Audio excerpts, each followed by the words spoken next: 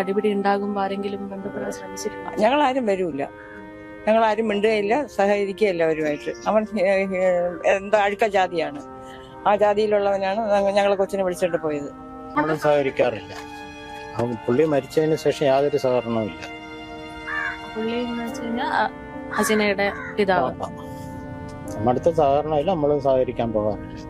ആവശ്യമില്ലാത്ത കാര്യങ്ങളൊന്നും നമ്മൾ ഇടപെടാൻ പോകാറില്ല. ഈ പറയുന്നത് പോലെ മക്കൾ എപ്പോഴെങ്കിലും ഈ ഒരു വീട്ടിൽ ഇങ്ങനെ പ്രശ്നമുണ്ടെന്നോ അങ്ങനെ എന്തെങ്കിലും സങ്കടങ്ങൾ പറഞ്ഞിട്ടില്ല? ഒന്നും പറഞ്ഞിട്ടില്ല.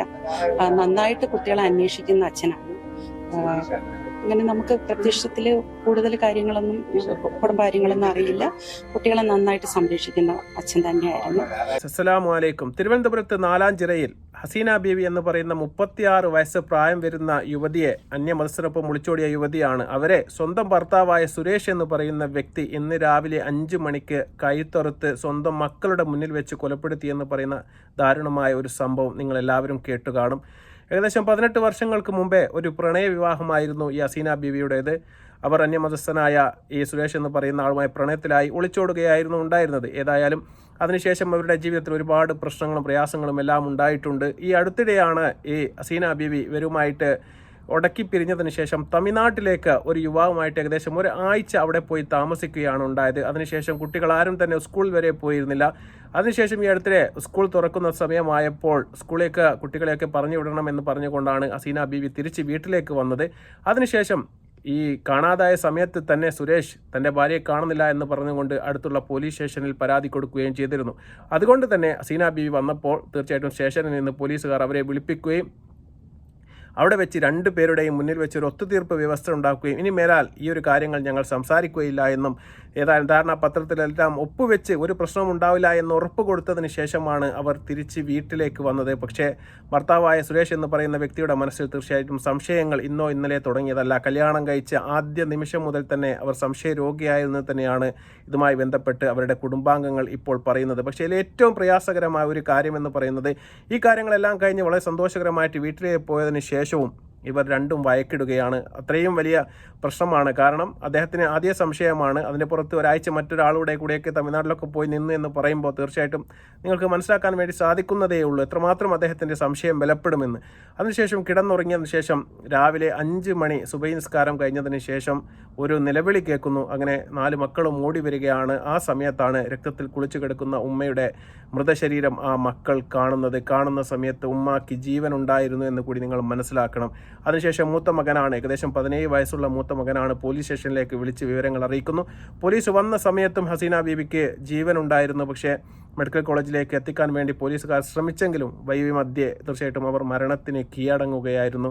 വളരെ അതിദാരുണമായ ഒരു സംഭവം തന്നെ. സ്വന്തം മക്കൾ ഇത്തരത്തിൽപ്പെട്ട ഒരു കാഴ്ച നേരിട്ട് കാണേണ്ടി വരുന്ന ഒരു ഹതഭാഗ്യത തീർച്ചയായിട്ടും എത്രമാത്രം ഉണ്ട് എന്ന് നമുക്ക് മനസ്സിലാക്കണം. കാരണം ഈ 4 മക്കളും ഇപ്പോൾ യത്തീമായി അല്ലെങ്കിൽ അനാഥമായിരിക്കുന്നു എന്നുള്ളതാണ്. ഒന്നുകിൽ അച്ഛനെ പിടിക്കപ്പെടുന്ന സമയത്ത് തീർച്ചയായിട്ടും അച്ഛൻ ജയിലിലേക്കായിരിക്കും പോവുക. അച്ഛൻ ആ കൊല നടന്നതിന് ശേഷം ആ കത്തി ബാത്റൂമിൽ പോയി കഴുകി വൃത്തിയാക്കി അവിടെ വെച്ചതിന് ശേഷം ഉമ്മാരത്തുള്ള കാറെടുത്ത് അദ്ദേഹം രക്ഷപ്പെട്ടു. ഇതുവരെ പോലീസിന് അദ്ദേഹത്തെക്കുറിച്ച് യാതൊരു വിവരവും ലഭിച്ചിട്ടുമില്ല എന്നുള്ളത് നിങ്ങൾ ആലോചിക്കണം. ഈ ഒരു സഹോദരി ഇവരുടെ കുടുംബവുമായിട്ട് ഉടക്കിപ്പിരിഞ്ഞ് ഇദ്ദേഹത്തിൻ്റെ ഒപ്പം ഇറങ്ങിപ്പോയതിനു ശേഷം കാര്യമായിട്ടുള്ള യാതൊരു ബന്ധവും ഈ സഹോദരിക്ക് അവരുടെ കുടുംബവുമായിട്ടുണ്ടായിരുന്നില്ല.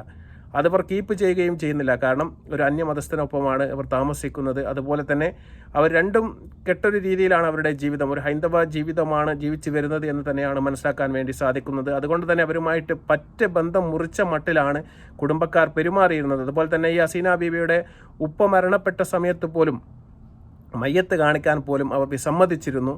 അതിനുശേഷം അവസാന ഘട്ടത്തിൽ സ്വന്തം മകളാണ് എന്നുള്ള ഒരു അവകാശത്തിൻ്റെ പുറത്ത് ഒരു നോക്ക് കാണിച്ച് പറഞ്ഞു വിട്ടതാണ് ഹസീന ബീബിയെ ആ വീട്ടിൽ നിന്ന്. അതിനുശേഷം ഹസീന ബീബി ആ വീട്ടിലേക്ക് കയറിയിട്ട് പോലുമില്ല എന്ന് തന്നെയാണ് ഹസീന ബീബിയുടെ ഉപ്പയുടെ സഹോദരി ഇപ്പോൾ പറയുന്നത്. ഏതായാലും നമുക്ക് അവരുടെ അഭിപ്രായങ്ങളൊക്കെ നമുക്കൊന്ന് കേട്ടു നോക്കാം. ഇത്തരത്തിൽപ്പെട്ട ഒളിച്ചോടുന്ന ഏതായാലും സുഹൃത്തുക്കളോടാണ് എനിക്ക് പറയാനുള്ളത്. നിങ്ങൾ ഇത്തരത്തിൽപ്പെട്ട ജീവിതമൊക്കെ ജീവിച്ചു കഴിഞ്ഞാൽ നിങ്ങളുടെ ജീവിതത്തിന് പ്രത്യേകിച്ച് കുഴപ്പങ്ങളൊന്നുമില്ലെങ്കിലും നിങ്ങളുടെ മക്കൾ നാളെ എങ്ങനെ തീരും എന്നുള്ളതിൻ്റെ ഏറ്റവും ചെറിയ ഒരു ഉദാഹരണമാണ് നമുക്ക് തിരുവനന്തപുരത്ത് നിന്ന് കാണാൻ വേണ്ടി സാധിക്കുന്നത്. നമുക്ക് ആ ഉപ്പയുടെ സഹോദരിയുടെ വർത്തമാനം കേട്ടാൽ തന്നെ നിങ്ങൾക്ക് മനസ്സിലാവും എത്രമാത്രം അവർ ഈ സഹോദരിയെ വെറുക്കുന്നു എന്ന്. നമുക്ക് കേൾക്കാം. അടിപിടി ഉണ്ടാകുമ്പോൾ ആരെങ്കിലും ബന്ധപ്പെടാൻ ശ്രമിച്ചിട്ടുണ്ടോ? ഞങ്ങളാരും വരൂല, ഞങ്ങളാരും മിണ്ടുകയില്ല, സഹകരിക്കുകയില്ല അവരുമായിട്ട്. അവൻ എന്താ അഴുക്ക ജാതിയാണ്, ആ ജാതിയിലുള്ളവനാണ് ഞങ്ങളെ കൊച്ചിനെ വിളിച്ചിട്ട് പോയത്. ഞങ്ങൾ അന്നോട്ടേ ഞങ്ങൾ മിണ്ടൂല. പിന്നെ ഒരു മരണം വല്ലതും വന്നാൽ അവളെ ഞങ്ങളായിട്ട് കയറ്റി കാണിക്കും, അത്രേ ഉള്ളൂ. അപ്പൊ അവളെ വാപ്പ മരിച്ചപ്പോഴും ഞങ്ങൾ ശാസ്താനത്തെ പള്ളിയിലാണ് കൊണ്ടുപോയത്. അവളെ കാണിക്കേണ്ടെന്ന് പള്ളിയിൽ നിന്ന് എല്ലാവരും പറഞ്ഞു. കാണിച്ചാൽ പള്ളിയിൽ എടുക്കൂല, ഞങ്ങളെ പള്ളിയിൽ എടുക്കൂല.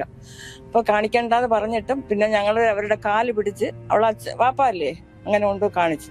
ഹസീനയുടെ ആരായിട്ട് വരും? ഞാൻ ഹസീനയുടെ വാപ്പാടെ സഹോദരി. ഈ പ്രശ്നങ്ങൾ ഉണ്ടെന്ന് അറിഞ്ഞിരുന്നെങ്കിലും ഇടപെട്ടിരുന്നില്ല എന്നുള്ളതാണ്. ഞങ്ങളാരും ഒന്നും ഇടപെട്ടിട്ടില്ല. അവൾ എൻ്റെ അടുത്ത് പറയുമായിരുന്നു അടിക്കുക. ഞാൻ പറഞ്ഞു, നിന്നെ കൈ കൊണ്ടടിച്ചാൽ നീ ചെലവെടുത്തടിയെന്നാണ് ഞാൻ പറയുന്നത്. അവനെ അടിച്ച് കൊല്ലുന്നതാണ് ഞങ്ങൾ പറഞ്ഞിട്ടുള്ളത്.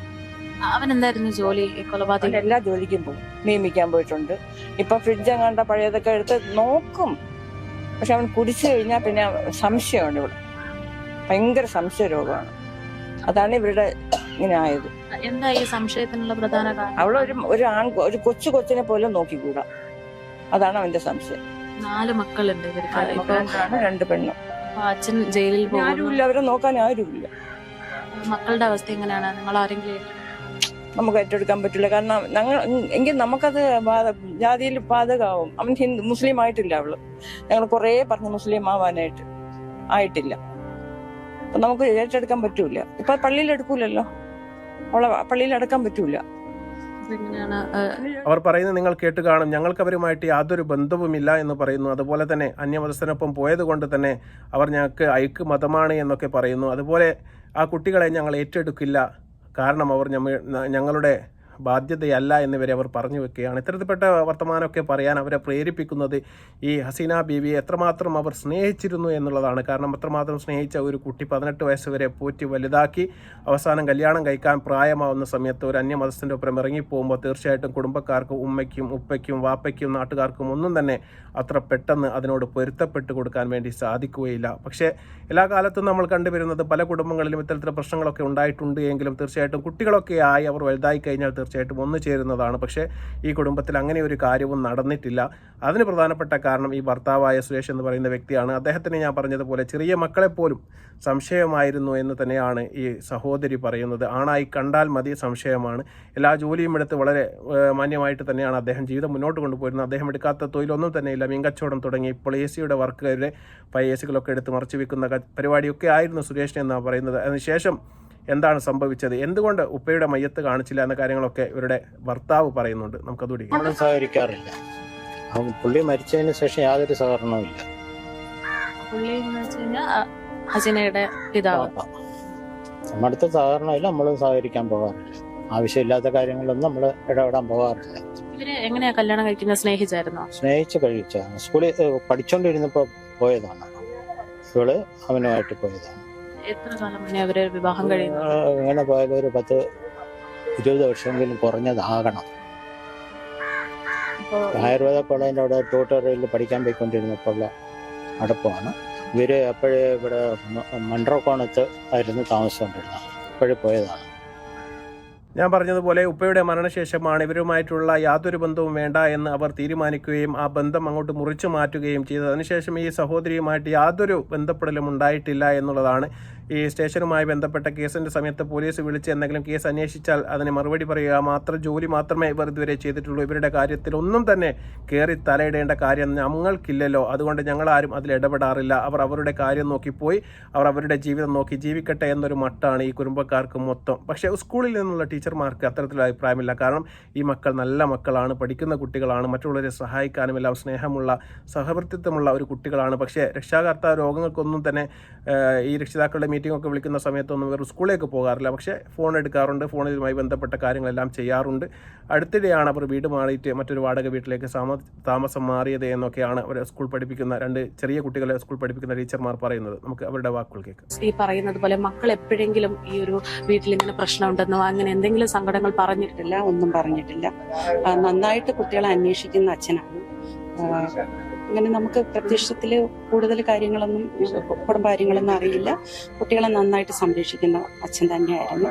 പിന്നെ അമ്മയും അങ്ങനെ സ്കൂളിലൊന്നും വരാറില്ല. ഞങ്ങൾ ഫോൺ വഴിയുള്ള കോണ്ടാക്ട് ഉണ്ടായിരുന്നു. ടീച്ചേഴ്സ് വിളിക്കാറുണ്ട്. അപ്പോൾ ഇവര് പുതിയതായിട്ട് ഇങ്ങോട്ട് സ്കൂളിന് അടുത്തായിരുന്നു ആദ്യം താമസിക്കുന്നത്. ഇപ്പം 4 മാസമായിട്ട് ഇവിടെ വാടകയ്ക്ക് താമസിക്കുകയാണെന്ന് പറഞ്ഞു. കഴിഞ്ഞ ദിവസം വിളിച്ചിരുന്നു. അപ്പോൾ കുട്ടി സ്കൂളിൽ വന്നിട്ടില്ലായിരുന്നു. അപ്പം ക്ലാസ് ടീച്ചർ വിളിച്ചപ്പോൾ പറഞ്ഞു കുഞ്ഞിന് പനിയായിരുന്നു. ഇന്നലെ ഹോസ്പിറ്റലിൽ കൊണ്ടുപോയിട്ട് ഇവിടെ എത്തിയതേ ഉള്ളൂ എന്ന് അമ്മൂമ്മ ഇപ്പം പറഞ്ഞു. അപ്പം ഇന്നലെ രാവിലെയും വോയിസ് മെസ്സേജ് ഇട്ടിരുന്നു ക്ലാസ് ടീച്ചറിന്. പനി മാറിയിട്ട് എന്തായാലും ഇന്ന് വരാമെന്നാണ് അമ്മ പറഞ്ഞിരുന്നത് സ്കൂളിൽ. ഈ ടീച്ചേഴ്സ് മീറ്റിങ്ങിനൊക്കെ എങ്ങനെയാണ് ഇവര് വരുന്നത്? ടീച്ചേഴ്സ് മീറ്റിങ്ങിന് അമ്മ വരാറില്ല, ടീച്ചർ അച്ഛനും വരാറില്ല. എന്നാലും ഞങ്ങൾ ഫോൺ വഴിയേ കോണ്ടാക്റ്റുള്ളൂ. അതിന് മുമ്പേയൊക്കെ അവർ സജീവമായി വരുമായിരുന്നു. അപ്പോൾ ഞങ്ങൾ കോണ്ടാക്ട് ചെയ്യുമ്പോൾ അവർ കുറച്ച് എന്തെങ്കിലുമൊക്കെ പ്രശ്നങ്ങളൊക്കെ പറഞ്ഞിട്ട് അവർ ഒഴി പറയുമായിരുന്നു. എന്നാൽ അപ്പോൾ എല്ലാവർക്കും സങ്കടമാണ്. പക്ഷേ ആത്യന്തികമായിട്ട് ഞാൻ പറഞ്ഞതുപോലെ ഈ 4 മക്കളും അനാഥരായിരിക്കുകയാണ്. 7 വയസ്സ് 8 വയസ്സുള്ള 2 ചെറിയ കുട്ടികളും അതുപോലെ തന്നെ 16 വയസ്സ് 17 വയസ്സുള്ള 2 വലിയ കുട്ടികളുമടക്കം 4 മക്കൾ മാതാവാണ് ഈ ഹസീന ബീവി എന്ന് പറയുന്നത്. അവരാണ് ഇപ്പോൾ മരിച്ചിരിക്കുന്നത്, അല്ലെങ്കിൽ സ്വന്തം ഭർത്താവിൻ്റെ കൈയാൽ മരിച്ചിരിക്കുന്നത് എന്നുള്ള ദാരുണമായ ഒരു സംഭവം നമ്മുടെ നാട്ടിൽ നടന്നിരിക്കുകയാണ്. ഇത്തരത്തിൽപ്പെട്ട ജീവിതമൊക്കെ മുന്നോട്ട് തിരഞ്ഞെടുക്കുന്ന യുവാക്കൾ തീർച്ചയായിട്ടും ഇതിനൊക്കെ എന്തെങ്കിലും ഒരു മാനദണ്ഡം തീർച്ചയായിട്ടും നിങ്ങൾ കണ്ടെത്തിയതിനു ശേഷം നിങ്ങൾ കല്യാണം കഴിക്കണം. അല്ലാതെ നിങ്ങൾ 2 വിഭാഗത്തിലും പെടാതെ ജീവിക്കുന്ന സമയത്ത് നിങ്ങൾക്ക് 2 ഭാഗത്തു നിന്നുള്ള പിന്തുണ കുറയുകയാണ്. ഒന്നുകിൽ ഭർത്താവിൻ്റെ ഭാഗത്തുനിന്നുള്ള പിന്തുണ വേണം, അല്ലെങ്കിൽ ഭാര്യയുടെ ഭാഗത്തുനിന്നുള്ള പിന്തുണ വേണം. ഇത് രണ്ടുമില്ലാതെ ജീവിക്കുന്ന സമയത്ത് നിങ്ങൾക്ക് എന്തെങ്കിലും പറ്റിക്കഴിഞ്ഞാൽ നാളെ നിങ്ങളുടെ മക്കളുടെ ഗതി ഇത് തന്നെയായിരിക്കും. അതോ ഗതി എന്ന് മാത്രമേ നമുക്ക് പറയാനുള്ളൂ. ആ കുട്ടികൾ നന്നായിട്ട് പഠിക്കുന്ന മക്കളാണ്. അവരെ ഏറ്റെടുക്കാൻ തന്നെ നിങ്ങൾ കണ്ടു കാണും. ഉമ്മയുടെ കുടുംബക്കാരും തയ്യാറല്ല, അതുപോലെ തന്നെ അച്ഛൻ്റെ കുടുംബക്കാരും തയ്യാറല്ല. ഈ ഒരു രീതിയിലാണ് അവരിപ്പോൾ നിൽക്കുന്നത്. തീർച്ചയായിട്ടും ഏതായാലും നല്ല കരങ്ങൾ അവരെ സ്വീകരിക്കാൻ വേണ്ടി എത്തട്ടെ. ഏതായാലും പോലീസ് സംരക്ഷണയിലാണ് ഇപ്പോൾ 4 മക്കളും കഴിയുന്നത്. ഏതായാലും നിമിഷങ്ങൾക്കകം, ഏതാനും വരും ദിവസങ്ങളിൽ തീർച്ചയായിട്ടും നമുക്ക് പ്രതിയായ ഈ സുരേഷ് എന്ന് പറയുന്ന അവരുടെ ഭർത്താവിനെ പിടികൂടാൻ കഴിയുമെന്ന് തന്നെയാണ് പോലീസ് ഇപ്പോൾ പ്രതീക്ഷ കൈവെക്കുന്നത്. ഏതായാലും വീഡിയോ എല്ലാം കണ്ടതിന് ശേഷം എന്താണ് നിങ്ങളുടെ അഭിപ്രായം തീർച്ചയായിട്ടും നിങ്ങൾ കമൻറ്റായി രേഖപ്പെടുത്തുക. മറ്റൊരു വീഡിയോയുമായി വരുന്നതുവരെ അസ്സലാമു അലൈക്കും വറഹ്മത്തുള്ളാഹി തആല വബറകാതുഹു.